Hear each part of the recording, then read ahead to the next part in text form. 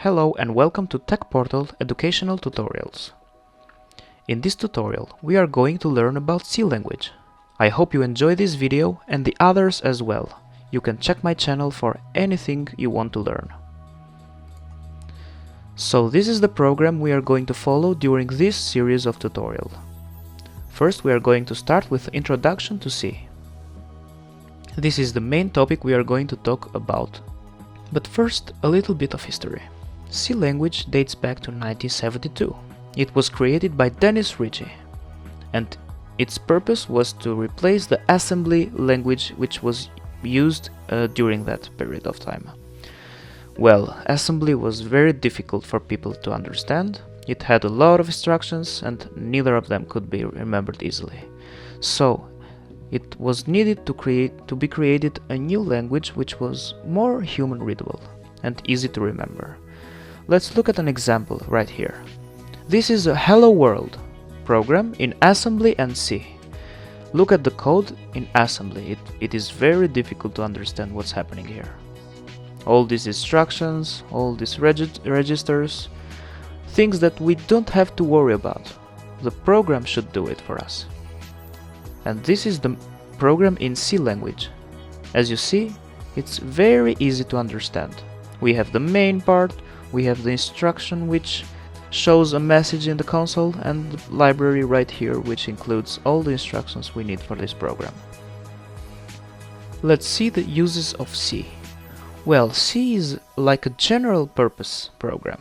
It is very low level, which means that it interacts with the computer very easily, like directly, with the memory, with RAM, with processor and everything else. C is used in operating systems.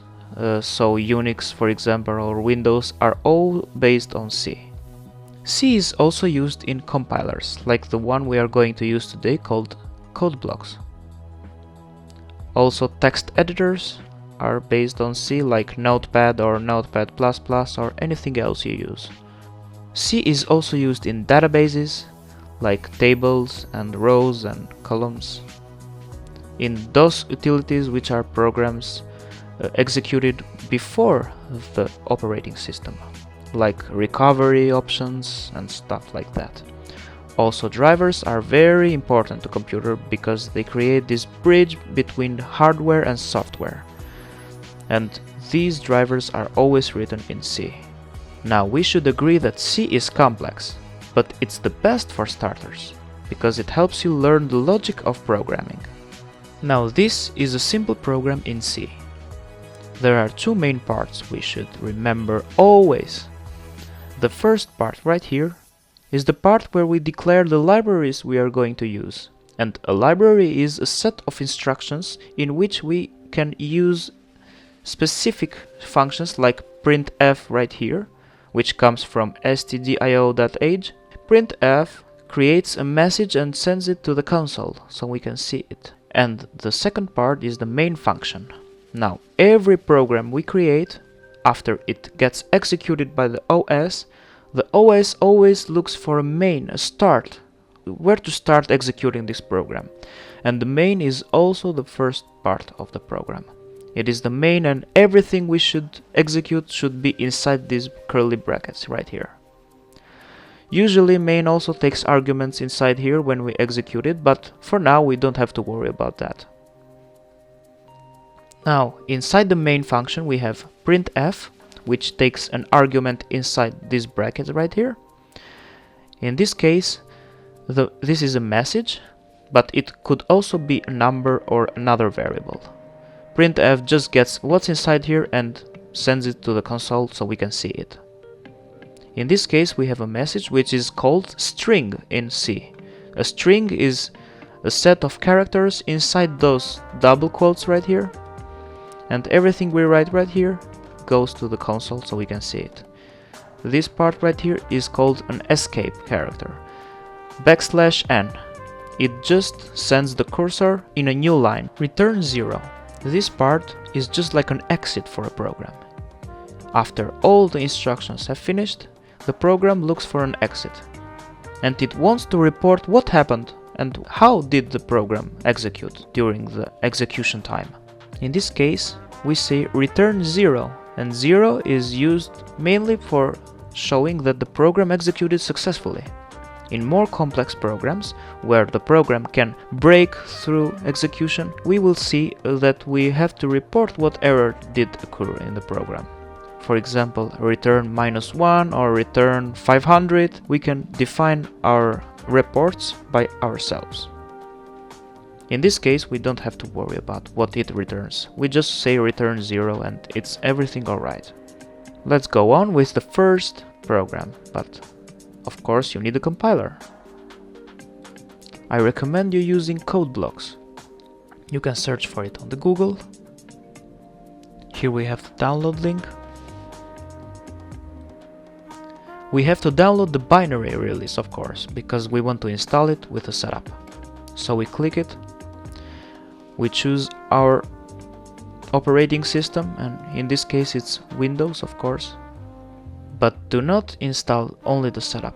We also need a main component for compiler. It's called GCC. It turns all the code we write in text to a program. So we need CodeBlocks with GCC. You can download on sourceforge.net.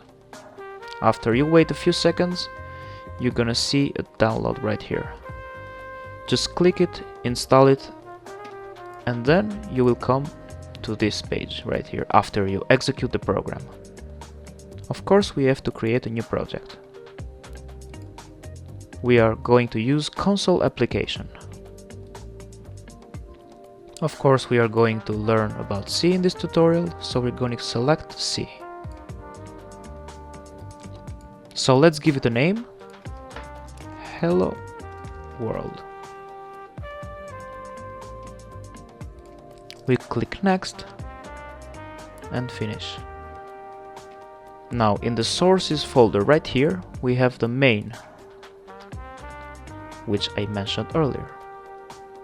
There are two libraries here, but we only need one. The new project we clicked, it created for us a simple block of instructions.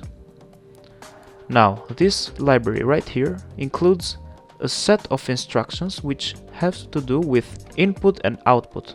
For example, output in the console, the messages we are going to see, are defined in this printf function, which is inside the stdio.h. We basically always will use this in every program we make. Now, as I mentioned earlier, this is the main function, and inside we put all the instructions we need. In this case, we have printf, which is an instruction that shows us a message in the console, so we can know what is happening during the programming. Let's leave it like this and execute with the button right here, build and run. Now, this is the console, the black window. Here is the message we read. Hello world. And as you see right here, returned 0. As I mentioned earlier, this is the report part of the program. It reports what happened during the execution. Well, we didn't have a complex program right here, so it just returns 0, which means successfully. Now we are going to learn a new thing about printf. Printf always asks you, what do you want to show on the console? A number or a character? And we have to tell the printf function what we are going to show next. As I mentioned earlier, a message between the double quotes like this right here are called strings. And when we are going to show a string, we have to write the percentage sign and S for strings, and then a comma, and write the string we want. Hello world. Let's try that. Hello world. If we want to show a number, we could write %d. In this case, we have a string right here, so a problem may occur. As we see, we don't see any message anymore, but just numbers, because the program translates these characters into numbers. So we always have to specify what are we going to show next. Now let's write a message and then the sum of two numbers. Hello, the sum of 2 and 3 is, comma, we have to specify now what's next of string, percentage %d, because we are working with decimals, with whole numbers, and we write here 2 plus 3. Now, as we see here, we have the percentage %s, which is the string right here, and the percentage %d, which comes next of the string. It's the part right here. This is a mathematical expression, 2 plus 3. The program just takes this number right here and the number right here and adds them up. Let's try the program. Hello, the sum of 2 and 3 is 5. As you see, this part right here is not so beautiful, so we have to make a few modifications. We have to put a space right here, and if we want, some column right here. Let's try that again. Now it looks more beautiful. Hello, the sum of 2 and 3 is 5. But this program is so static, it always shows the same thing. What about using variables? When we want to use variables, first we have to declare them. As in mathematics, we say x or y or z. We are going to learn how to declare a variable. First, we write the type. We are going to use only whole numbers right here, so we write int for integers and the name of the variable. The semicolon is always needed in the end of a statement, so the program knows that you are finished with the declaration. Then we write int b for the second number. We only declared these variables right here, but if we want, we can also give them values, like for example a equals 5 and b equals 6. Now we modify the printf, hello, and then we put the escape string, escape character, \n, which goes to the new line. We remove that part, so the console now just shows a message, declares two variables and initializes them with these values. So after we declare the variables, now we are going to show them in a console with a printf function. Printf, we have to specify what are we going to show. We have three numbers we are going to show, because we are saying right here a, then b, then a plus b, just to test the program. Semicolon in the end, because this is an expression. Let's try. And I'm telling you, the program will be very ugly. Look, 5, 6 and 11. These numbers are glued with each other. It's not good, it's not beautiful. So we have also to specify some blank spaces. Between these two numbers I put %s for string, and again here %s. After the a we put a comma and double quotes. After the b we put another comma, double quotes and a space. Now let's look at the hierarchy right here. First we have number and it's a, then we have a string, which is this space right here, it's number again, b, a string, which is this space again, and a plus b, which is this number here. Let's try the program now. It runs fine and looks more beautiful. So never underestimate the output of a program. These spaces or new lines, let's use some new lines right here, just to show you how that works.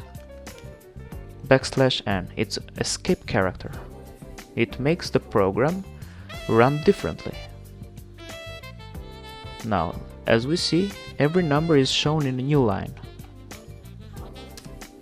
But let's make the program more dynamic, because a doesn't have to be 5 or 6.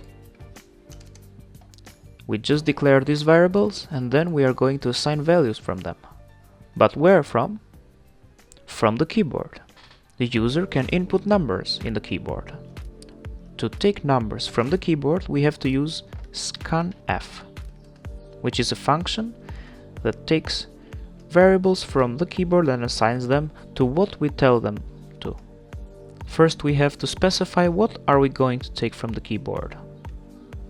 And as we also used earlier, we have to write %d, %d, because we are going to take two numbers from the keyboard and assign them to the A and then to the B. We have to use this character right here, because this character takes the value from the keyboard and assigns that to A, the variable which is undeclared, it doesn't have a value. And this operator right here takes the value to the A, so we can use it later. And of course a semicolon in the end, because the program will not know what are we doing right here. After we take these two numbers, we are going to show them in a console. We are going to leave the printf just like it is. Let's run the program. Hello, and it's waiting for us to send a number, and let's write 4 and then enter. And it's waiting for the second number right now. Let's write 6 and enter. So the printf function now right here shows first the A, which is the A we written up here, then shows B in a new line, which is 6 we written up here, and then shows the sum of these two, 10. The program does it all by itself. It's more dynamic now. Let's make it more beautiful. Let's write hello, please enter 2 whole numbers.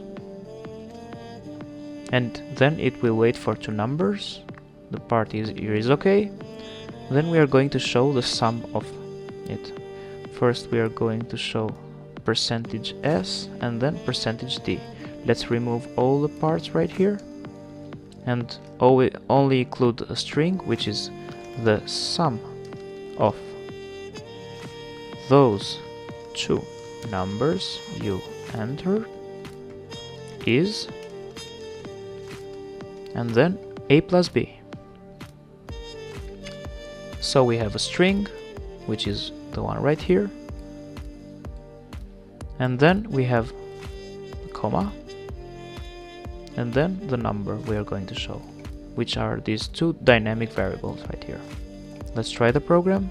Hello, please enter 2 whole numbers, 3 and 2. The sum of those 2 numbers you entered is 5. Thank you for watching this tutorial. If you liked it, you can also check the other series of C language in my website, which is shown in the link below in the description. Thank you and have a nice day.